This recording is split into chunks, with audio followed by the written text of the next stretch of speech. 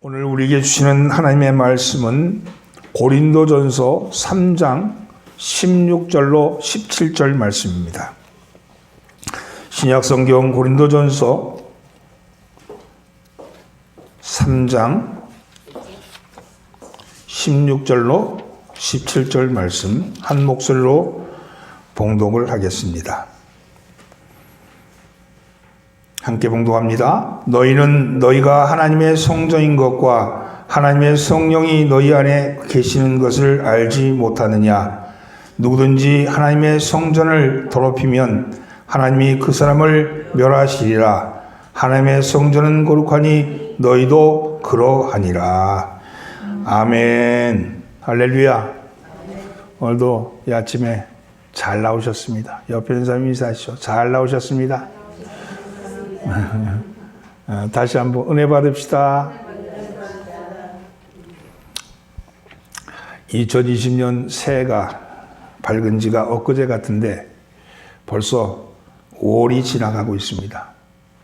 봄을 알리며 들판에 파릇파릇했던 새싹은 어느새 연녹색 잎으로 변하여 가고 있고, 코로나19로 말미암아 활짝 놀란 가슴이 이제는 일상이 되어가고 있습니다. 뉴욕타임즈의 칼럼니스트였던 토마스 프리드먼은 2020년은 역사의 분기점이 될 것이다, 이렇게 말합니다. 역사의 분기점, 역사의 기준을 예수님이 오시기 전을 Before Christ, BC로 나누고, 예수님이 오신 후를 AD, 아노 도미니로 그렇게 나눠서 그렇게 서기 기원을 쓰고 있죠.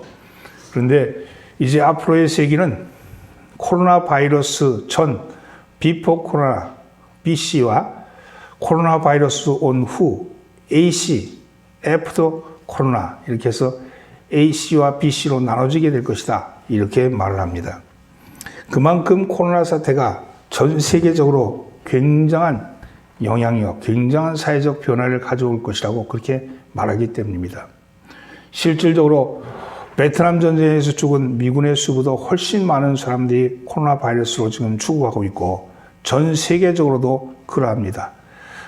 이런 모습들은 이 사회를 얼마나 크게 강타하고 있는가를 알고 있는 거죠. 오늘 우리는 그런 역사의 아주 위기의 상황을 지금 넘어가고 있는 겁니다. 이 위기를 지금 살아가고 있는 거예요. 전쟁이 나서 포탄이 날아들지 않는데 보이지 않는 바이러스들이 사람들의 생명을 앗아가고 있는 그런 세기를 살아갑니다. 특별히 우리는 그럼에도 불구하고 전 세계적으로 보면 우리나라는 그래도 안전지대라고 얘기하니까 하나님의 축복이죠. 어떤 사람이나 어떤 나라나 그 기준을 보통 때, 일반 생활할 때는 잘 드러나지가 않습니다.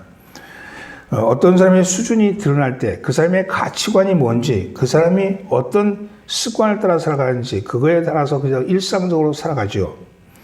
특별히 비교할 것이 별로 없습니다. 그러나 위기가 닥쳤을 때 그 사람의 수준이 나타나는 겁니다. 인생도 마찬가지입니다. 살아가면서 이 사람이 바른 의식을 가지고 살아가느냐 아니냐 하는 것은 그렇게 잘 모릅니다. 그것은 그 과정에서는 잘 드러나지가 않아요. 살아가는 과정에 저 사람이 바른 의식을 갖고 살아가는지 어떤 의식을 갖고 살아가는지 이게 잘 드러나지가 않습니다.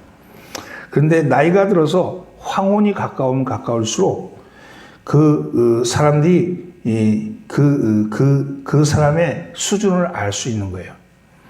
황혼이 가까우면 황혼을 맞이할 땐 두 부류의 사람으로 나눠진답니다. 하나는 나이가 들면 들수록 원칙을 생각하는 사람이 있고, 하나는 세월이 가면 갈수록, 시간이 지나면 지나갈수록 원칙보다는 편법을 생각하는 사람이 있답니다. 나이가 들면 들수록 더 원칙적이고 원칙적인 것을 찾아가는 사람이 있는 반면에, 나이가 들어서 경험이 많을수록 편법을 덜 이렇게 생각하는 사람이 있는데, 그런데 어떤 사람이 바른 삶이냐 이렇게 얘기할 때 이런데 살면 살수록 원칙을 찾아가는 삶이 바른 삶이라고 이야기를 하죠. 신앙도 마찬가지입니다. 믿음 생활도 그래요. 어떤 어려움에 봉착했을 때 그 사람의 신앙의 수준이 나타나는 거죠. 어떤 어려움이 봉착했을 때 하나님을 찾는 사람이 있는 반면에 아니면 세상의 방법을 찾아나가려고 자꾸 세상 방식을 고집하는 사람들이 있죠. 위기를 닥치면 닥칠수록 하나님 앞에 가서 엎드리는 사람이 있는 반면에 어떤 사람은 신앙은 다 까먹고 이때까지 하나님 불렀던 건 다 까먹고 세상 방식으로 뛰어나가는 그런 사람이 있는 겁니다. 오늘 우리는 진리에 입각한 삶의 원칙 그리고 진리에 같은 삶의 원리를 살피는 날입니다. 오늘 사실 우리는 하나님의 성전입니다 하는 말씀을 가지고 은혜를 나눠보고자 하는데 이것이 아주 근본적인 우리의 신앙의 토대가 되어야 한다는 것이죠.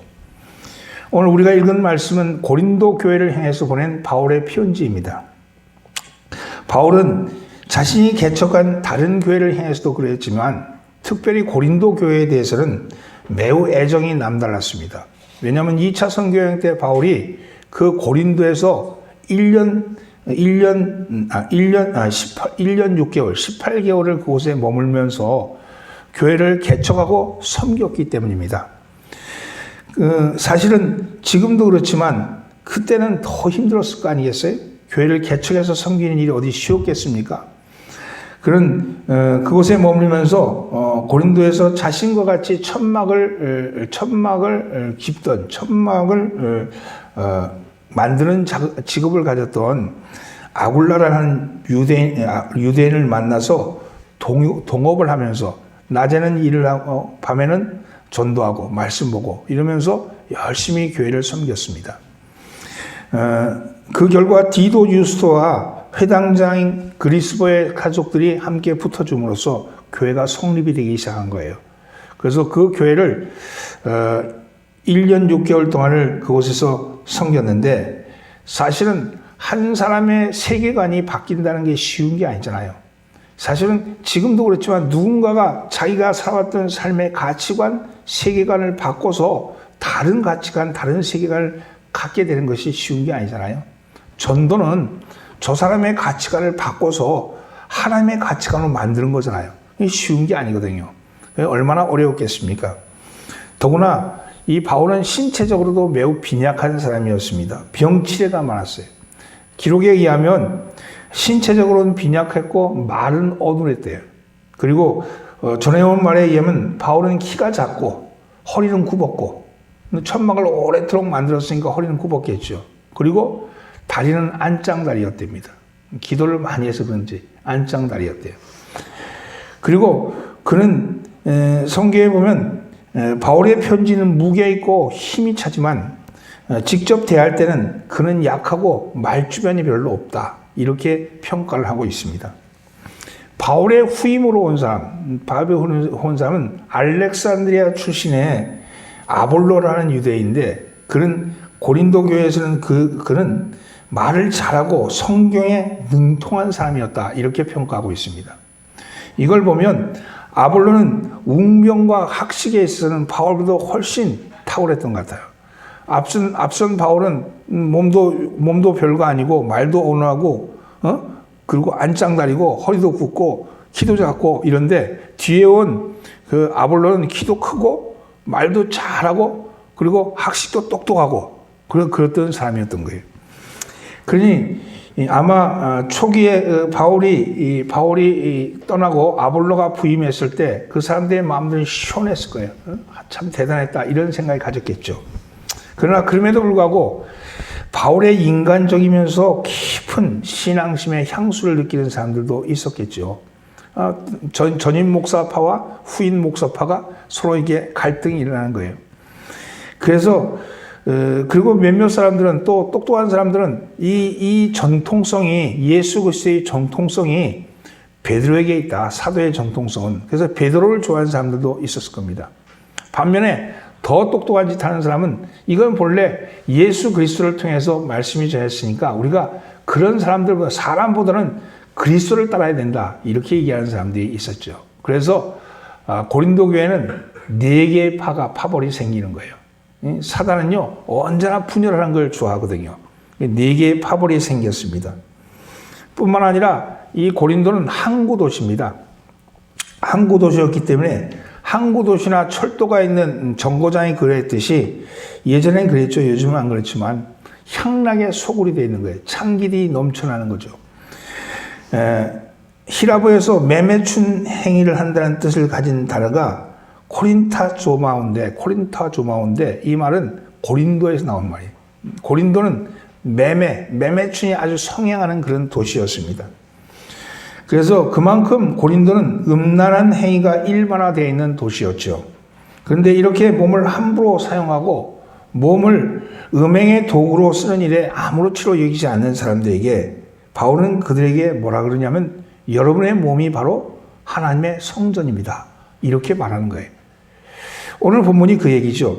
당신의 몸은 더 이상 당신의 것이 아니고 하나님께서 머무시는 성전입니다. 하나님이 머무는 곳입니다. 이렇게 말했는데 이런 말은 가히 혁명적인 얘기죠. 이것은 요즘에도 건물을 져놓고 예배당을 져놓고 성전봉헌 이렇게 말하는 요즘에도 이 혁명적인 얘기인데 그 당시의 얘기만 해도 얼마나 혁명적인 얘기였어요. 바울은 왜 하나님의 몸을, 우리의 몸을 하나님의 성전이라 그러셨을까? 왜 우리의 몸이 하나님의 성전이라고 말했을까 하는 겁니다. 우리는 하나님의 성전입니다. 따라서 우리는 하나님의 성전입니다. 16절 말씀을 함께 봉독합니다. 너희는 너희가 하나님의 성전인 것과 하나님의 성령이 너희 안에 계시는 것을 알지 못하느냐. 여러분 성전하면 무슨 생각이 드십니까? 아마 건물 생각이 나죠. 성전하면 유대인의 입장에서 보면 구약시대에 있었던 솔로몬 성전도 생각났겠지만 그 당시에 성전 이렇게 얘기할 때는 아마 예루살렘 성전이 무너지지 않았었기 때문에 예루살렘 성전을 생각했을 겁니다. 더 나아가서 유대인들 중에는 하나님의 성전 이렇게 얘기할 때 그것은 예루살렘 성전이 하나님의 집, 하나님의 전 이걸로 끝나는 것이 아니고 하나님의 임재를 상징한다 이렇게 생각했을 겁니다. 하나님이 그곳에 계시다 하는 생각이 들었을 거예요. 그래서 예수님께서도 요한복음 2장 19절 말씀에 너희는 이 성전을 헐라 내가 사흘 동안에 일으키리라 이렇게 말씀하셨어요. 유대인들이 이 이야기를 듣고는 예수님을 성전 모독죄를 범했다고 고발을 하게 됩니다.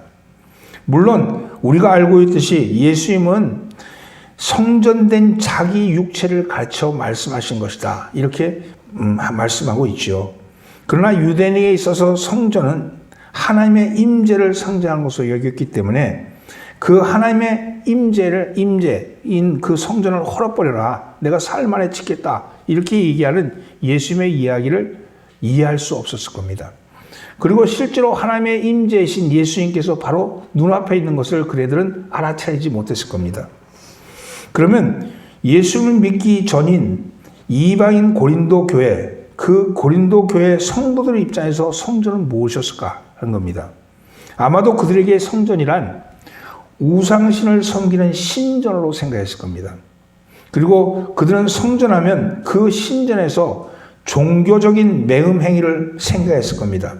어떻게 보면 어떻게 알 수 있냐면 고린도 교회는 적어도 12개의 신전이 세워져 있는데 그 신전 중에 사랑의 여신이었던 아프로디테 이건 비너스죠. 비너스. 아프로디테 여신이 숭배하는 그런 신전이 있었습니다. 그건 사랑의 여신이에요. 그곳에는 그 성전은요 사랑의 행위, 매음 행위를 자행했습니다. 사랑의 여신인 아프로디테를 숭배하는 사람들은 종교적인 매음 행위를 자행했죠. 한 1000여 명의 창녀들이 그곳에 있어가지고 와가지고 제사 드리러 오는 사람들과 그렇게 매음 행위를 하는 거예요. 그래서 그러한 그 분위기, 그 사회 분위기 전체가 그 매음 행위를 하는 신전은 매음 행위를 하는 곳, 이런 의식을 가지고 있는 곳에서 성전을 얘기했을 때 그네들의 생각은 어떻을까 하는 겁니다. 그런데 문제는 고린도 교회 성도들도 여전히 그 고린도의 문화를 버리지 못하고 그 죄악된 삶을 살아가고 있었다는 거죠. 예수를 믿어서 돌이키긴 했지만 사회적 분위기 전체가 그런 분위기라면 그런 곳에서 함께 있는 그런 것에 대해서 아무렇지도 않게 생각하고 있는 겁니다. 그런 고린도 교회 성도들에게 바울은 너희가 하나님의 성전인 것을 알지 못하느냐 이렇게 묻고 있는 겁니다. 이 말씀은 어떻게 들렸을까? 한 가지 분명한 사실은 고린도 교회 성도들은 자신이 하나님의 성전이라는 사실을 알지 못했다는 겁니다. 그래서 그들은 자기네 몸들을 음행을 행하며 자기의 몸으로 죄를 범하고 있었다고 말합니다. 그래서 사도 바울은 고린도전서 6장 18절에서 20절에서 고린도 교회 성도들에게 이렇게 말합니다. 음행을 피하라. 사람이 범하는 죄마다 몸 밖에 있거니와 행음하는 자는 자기 몸에 죄를 범하느니라. 너희의 몸은 너희가 하나님께로 받은 바 너희 가운데 계신 성령의 전인 줄을 알지 못하느냐.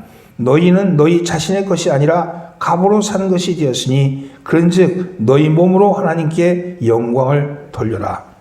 여기 보면 음행을 피해라. 그러면서 뭐라고 얘기하면 사람이 범하는 죄마다 몸 밖에 있거니와 음행하는 자는 자기 몸의 죄를 범한다. 이렇게 얘기하잖아요. 음행을 안 하는데 이런 얘기 하게 했어요. 지금 분위기 자체가 그러니까 그거에 대해서 명확하게 이야기를 해주고 있는 거거든요. 너희는 그러지 말아라. 이렇게 얘기하는 겁니다. 왜냐? 우리가 바로 우리 몸이 하나님의 성전이기 때문에 그렇다. 이렇게 얘기하죠. 예수를 그리스도로 믿어 구원받은 저와 여러분들은 이 몸이 하나님의 성전이라는 거예요. 이 건물이 아니고 우리의 몸이 하나님의 성전이라는 겁니다. 하나님은 사람이 지은 건물 속에 머물지 아니하시고 하나님이 지으신 우리의 몸 속에 머문다는 거예요. 사람은 사람이 지어서 만든 건물에다가 하나님 여기 계셔요. 이렇게 얘기하지만 하나님은 영이신지라 하나님은 사람이 만든 건물에 거하시는 것이 아니라 당신이 지으신 우리의 몸 속에 거하신다고 그렇게 말씀하시는 것이죠. 사랑하는 성도 여러분, 그래서 여러분 우리가 하나님의 성전인데 하나님의 성전 중에 예수님이 머릿돌이 되시고 우리가 성전의 한 지체가 되어서 서로가 영으로 연결되어서 하나의 성전을 이룬다고 얘기합니다. 이게 사람이 두세 사람이 모인 곳에 내가 너희와 함께 하겠다. 이렇게 할 때 하나님의 임재는 건물에 있는 것이 아니고 장소에 있는 것이 아니고 명당 자리에 있는 게 아니고 바로 우리들 가운데 계시다는 거예요. 여러분 한 사람 한 사람이 성전의 한 기물이 되어서 서로가 연결되어서 우리 가운데 거하시는 하나님의 임재를 느끼게 되는 것이죠.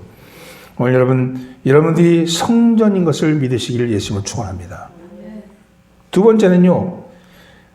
그 성전 안에는 누가 거하시냐? 이게 우리의 몸이 하나님의 성전이라고 그랬잖아요. 이 몸 안에 거하시는 분은 누구냐? 성령님이라는 거야. 성령님.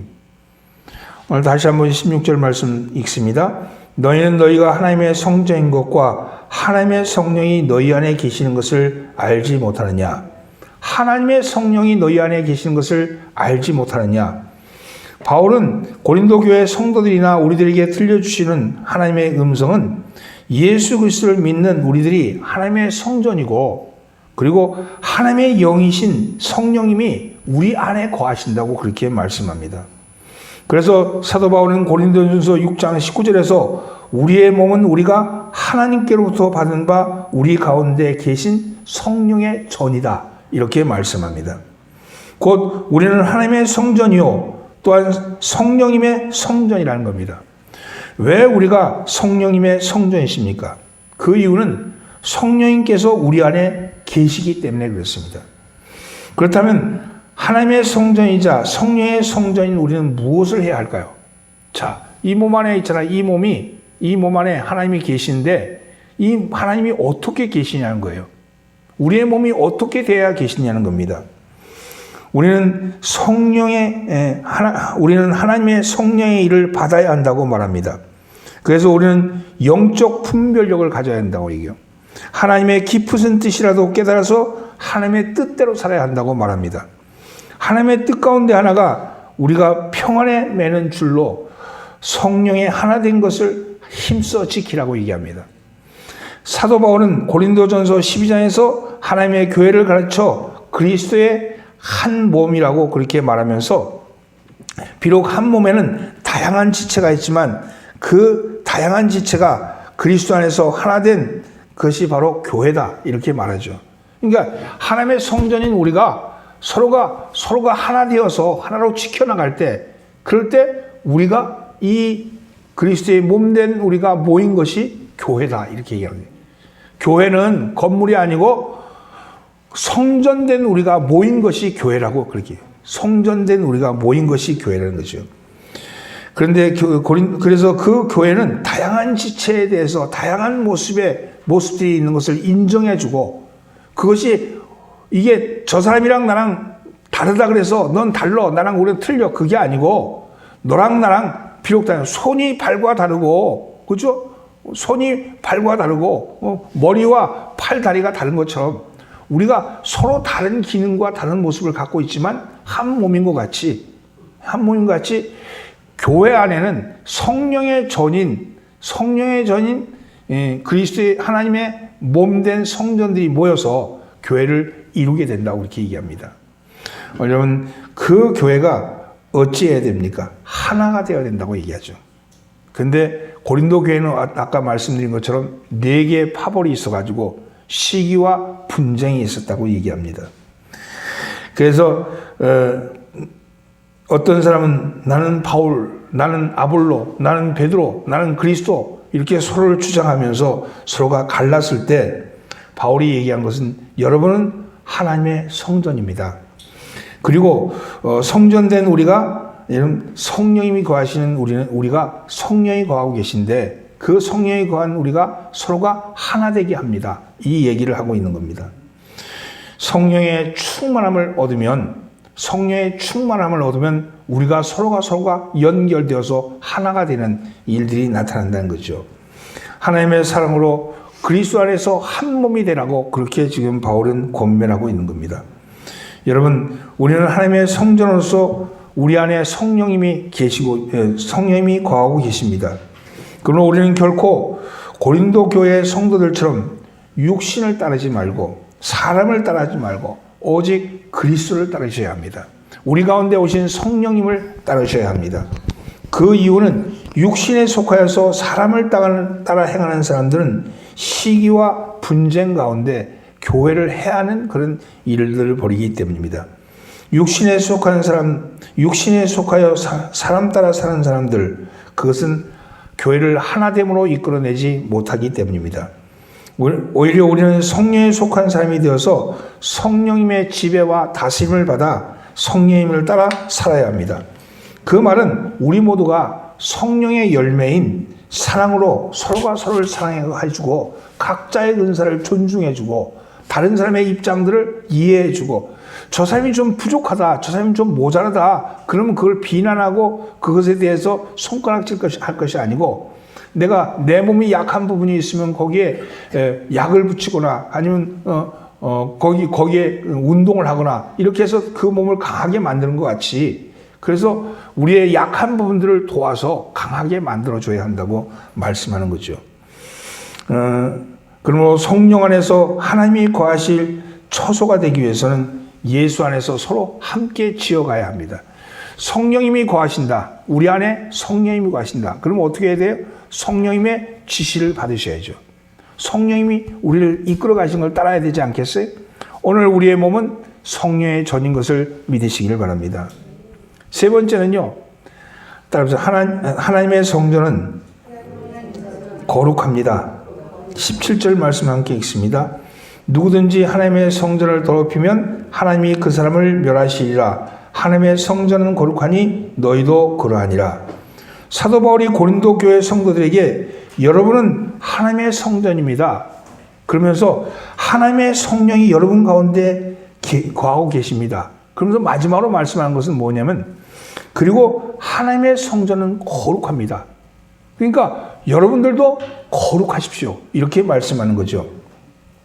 이 말씀은 왜 그러냐면 그들 가운데 분쟁의 소식을 있다는 것을 들었고 그것뿐만 아니라 음행도 행하고 있다는 것을 들었기 때문이라고 이야기합니다. 지금 고린도 교회가 분쟁하고 있을 뿐만 아니라 그 가운데 음행을 행하는 거예요. 음행을. 간음을 행하고 있는 것이죠. 그러니까 그 이야기를 듣고 바울은 여러분 육신에 속한 자처럼 시기와 분쟁 가운데 교회를 나누는 죄를 범하지 마십시오. 그리고 여러분 여러분의 몸을 더럽히지 마십시오. 이렇게 말씀하고 있는 겁니다. 그래서 바울은 고린도전서 5장에서 여러분 어떻게 여러분 가운데 음행에 있는 자를 물리치지 않으십니까? 이렇게 꾸짖기도 했고 음행하는 자를 사귀지 마십시오. 이렇게 말하기도 했고 그런 자들과 함께 먹거나 마시지도 마십시오. 이렇게 권면합니다. 또 6장에서는 고린도 교회 성도들에게 여러분의 몸은 그리스도의 지체로서 그 지체를 가지고 어떻게 창기의 지체를 만들 수 있겠습니까? 결코 그럴 수 없다. 그렇게 말하면서 창기와 몸을 섞는 일을 피하고 그리고 음행을 피하여서 몸의 죄를 범하지 말라. 이렇게 말을 합니다. 오히려 몸을 통해서 하나님께 영광을 돌리라. 이렇게 말씀하고 있는 거죠. 어떻게 하나님의 피값으로 산 하나님의 거룩한 성전인 우리가 우리 몸으로 음행을 하며 우리의 몸으로 스스로 더럽힐 수 있겠습니까? 그래서 사도 바울은 누구든지 하나님의 성전을 더럽히면 하나님이 그 사람을 멸하시리라. 하나님의 성전은 거룩하니 너희도 그러하노라. 이렇게 말씀하고 있는 거예요. 여러분, 우리는 어떻게 해야 합니까? 우리는 하나님의 성전, 그리고 우리는 하나님의 성전인데 그 성전에 누가 거하시냐? 성령님이 거하신다. 성령님이 거하시는 곳이기 때문에 우리는 하나님의 성전이 거룩한 것처럼 우리 또한 거룩해야 한다. 이렇게 말씀하죠. 오늘 여러분 그리스도 예수 안에서 거룩하여지고 성도라고 부르심을 입은 자들이다. 이렇게 고린도전서 1장 2절에서 고린도 교인들을 향해서 그렇게 말씀을 했죠. 그리고 우리는 부르심을 입은 대로 거룩한 삶, 성도의 거룩한 삶을 사셔야 합니다. 성도의 거룩한 삶은 여러분 무엇입니까? 그것은 하나님을 사랑하며 또한 하나님을 경외함으로 악을 미워하며 음행과 온갖 더러운 것과 탐욕을 내버리는 삶을 사는 거죠. 오늘 여러분의 삶을 여러분 이제 내가 이렇게 생각하는 거예요. 내 몸이 하나님이 성전이라 그러셨고 내 몸 안에 거하시는 분이 성령님이시고 또 성령님이 내 안에 거하시니까 내가 거룩한 몸이지. 그러니까 내 삶을 거룩한 삶으로 이끌어가는 거예요. 날마다 나에게 오는 유혹과 여러 가지의 탐욕과 여러 가지 시기와 질투와 미움과 다른 사람들에 대해서 험담하는 것과 이런 것들이 나에게 무럭무럭 올라올 때마다 내 안에 계신 성령님이 계시다는 사실을 명심하면서 그 말씀대로 따라 살려고 애를 써야 합니다. 그렇게 우리 스스로의 것을 절제하고 우리의 마음을 공부하고 우리의 마음을 살필 때 우리는 거룩하신 하나님이 우리 가운데 오셔서 역사하시는 것을 민감하게 느낄 수 있다는 거예요. 여러분, 이게 나이가 들면 이렇게 감각이 떨어지잖아요. 감각이 떨어져서 듣는 것도 그렇고 먹는 것도 맛도 그렇잖아요. 맛도. 그게 떨어지는데 사실은 영적인 감각은 나이가 들수록 거룩한 삶을 원칙적인 삶을 살려고 애쓰면 애쓸수록 더 민감해지는 거예요. 더 민감해지고 하나님의 음성이 더 가까이 들리고 하나님의 뜻이 더 깊이 알아지는 그런 삶을 살아가게 되는 겁니다. 사랑하는 성도는 여러분과 제가 하나님께 드릴 그 온전한 예배는 거룩함으로 하나님께 나가는 길 아니겠습니까? 오늘 거룩한 삶을 살아가시길 주님은 축원합니다. 말씀을 정리합니다. 요한계시록 3장 12절 말씀에 보면 이기는 자는 내 하나님의 성전의 기둥이 되게 하리니 그가 결코 다시 나가지 아니하리라. 내가 하나님의 이름과 하나님의 성 곧 하늘에서 내 아버지께로부터 내려오는 새 예루살렘의 이름과 나의 새 이름을 그 위에 기록하리라. 이게 무슨 뜻이냐? 바로 우리가 하나님 나라의 온전한 하나님의 성전이 될 것이다. 이렇게 말씀하는 거예요. 예수님이 재림하시는 날 우리 모두는 홀연히 변화되어서 영광스러운 몸을 입고 저 하늘나라에 올라갈 때 우리는 더 이상 더럽히지 않을 뿐 아니라 더럽히질 수 없는 하나님의 거룩한 성전이 될 것이다. 그래서 하나님이 머무는 곳이 우리 가운데 임하게 될 것이라고 말씀합니다. 그리고 그 거룩하신 하나님이 영원히 우리와 함께 거하실 것입니다. 그러나 우리는 그날이 오는 그 순간까지 이 땅에 살아가는 동안에 성령님이 우리 가운데 거하고 계시는 것을 민감하게 생각하면서 오늘도 성령의 음성에 귀를 기울이고 오늘도 성령이 원하시는 일, 하나님이 원하시는 일이 나의 원함이 되기를 바랍니다. 하나님이 하시는 일이 나의 하시는 일이 되기를 바랍니다. 오늘 그래서 여러분의 한 주간이 하나님과 동행하는 한 주간 되시길 주의 이름으로 축원합니다. 기도합니다. 우리 가운데 오셔서 우리를 성전 삼으시고 임재하시는 하나님, 우리 스스로가 하나님의 성전됨을 포기하지 않게 하옵소서. 이기심과 탐욕, 시기와 질투, 미움과 원망으로 하나님의 성전을 더럽히지 않게 하시고 더럽혀진 것이 있다면 회개와 말씀으로 성전을 정하여 거룩하게 하옵소서.